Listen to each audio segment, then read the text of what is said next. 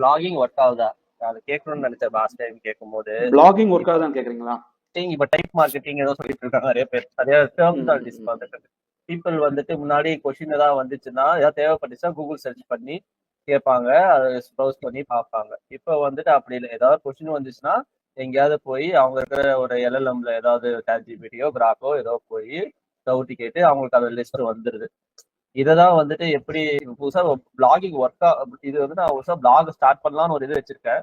Start பண்ற மாதிரி வச்சிருக்கேன். எனக்கு அது இது எப்படி கொண்டு போகலாம், எப்படி இதை வந்துட்டு நிறைய கிரெடிட்ஸ் கொண்டு வரலாம், எவர்கிரீன் கண்டென்ட்டா, அந்த விஷயம் எஸ்இஓ கான்செப்ட் எல்லாமே தெரியுது.